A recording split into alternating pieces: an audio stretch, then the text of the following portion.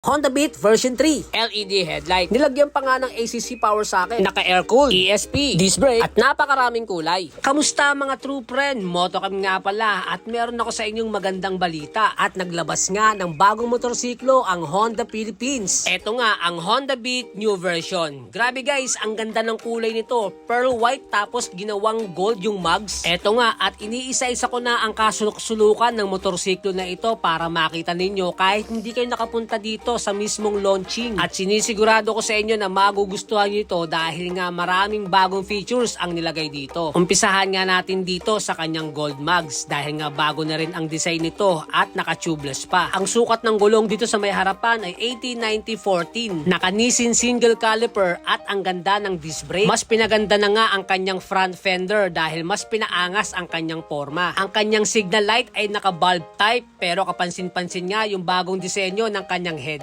dahil nga ginawa na itong LED. At para nga sa akin ay nagmukha siyang mini version ng PCX 160. Mapapansin nga natin dito yung pagka-aggressiveness niya dahil nga sa mga pointed parts niya na matutulis ang pagkakadesign. Meron pa rin siyang handbrake lock kung saan magagamit natin to sa mga uphill and downhill na mga kalsada. Madali nga lang tong gamitin dahil i-hold mo lang at matatanggal na yung lock niya. Dito naman sa may part na to, sa may left side ay meron siyang pocket. Meron siyang secured key shutter with new integrated seat opener. Merong sabitan ng ating mga gamit at ito yung isa sa pinakabago dito, ang ACC power socket na meron ng cover. Bubuksan mo lang tong part na to, lalagyan mo ng car charger na mayroong USB type at yun, pwede ka na mag-charge anytime at maisasara mo pa siya. Maganda rin yung pagkakadesign sa may part na to dahil para siyang dibdib ni Voltis 5. Pagdating naman sa kanyang footboard, ganito yung itsura niya, merong grip para hindi basta-basta dumudulas yung ating mga sapatos at medyo maluwag din yung ating tapakan dito kaya malaki yung space. Meron pa rin tayo ritong side stand switch kung saan ito yung ating safety para hindi basta-basta tumakbo yung ating motor kapag tayo ay naka-side stand. Ito naman itsura ng tapakan ng angkas natin, meron siyang rubber kaya naman kakapit yung ating mga sapatos dito. At pagdating nga sa ating makina, ito ay naka 110cc ESP engine equipped with PGM FI kaya matipid to sa gasolina. Meron pa rin kickstart at ganito naman ang itsura sa may bandang ilalim. Naka-single shock tayo sa may bandang left side at naka-drum brake tayo sa may likod. Ang sukat naman ng gulong sa may bandang likuran ay 90-90-14 at naka-tubeless. Ang signal light natin sa may likuran ay bulb type pa rin at yung kanyang tail light ay talaga naman patulis ang design. And then sa may bandang ilalim, meron tayong ilaw dito para naman ilaw sa ating plaka. At dahil nga premium variant ito, meron tong new body design with 3D emblem na nagpalakas ng dating. Sa bandang ilalim, ganito ang itsura niya, mas malinis siyang tignan ngayon at yung ating air-cooled ay merong honeycomb cover. At kung mag-change oil naman tayo, dito natin yan isasalin. Etong part na to, merong cover para iwas paso at yung ating pinakatambucho may cover pa rin ng plastic. At eto nga ay naka-combined braking system. Seat height check naman tayo. Ang height ko nga ay 5'4", kaya naman nung inupuan natin to, medyo naka-tiptoe dahil nga naka-center stand. Pero kapag ito ay nakababa, ay abot na abot naman natin ito. Sa space naman ng paa ko at tuhod ay wala naman ako naging problema. Kaya advisable din to sa ating mga lady rider. Kaya para sa akin, approved to. Ito pa ang isa sa pinakabago nila ngayon. Ang tawag nga nila rito ay Honda Beat 50th Anniversary Limited Edition with tricolor accent, kulay white, blue, and red. Sa mugs naman, matte grizzly brown color. Sa decals nga nito ay may nakalagay na 50th Anniversary. At sa bandang likod naman, Honda Beat Special Edition. At pagdating sa kanyang panel, ganito ang itsura niya. May style dito, naka-analog, at syempre, naka-digital tayo dyan. Sa left side naman, high beam, low beam, busina, at left and right signal.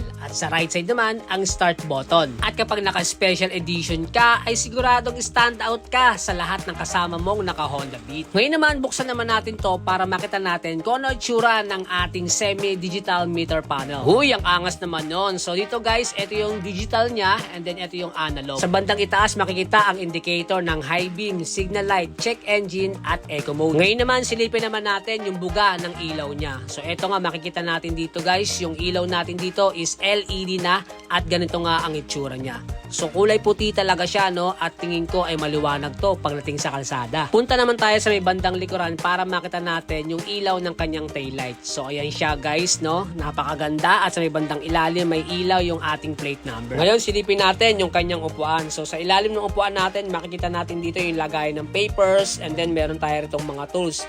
Ito may nakalagay na beat and then yung lagay natin ng gasolina.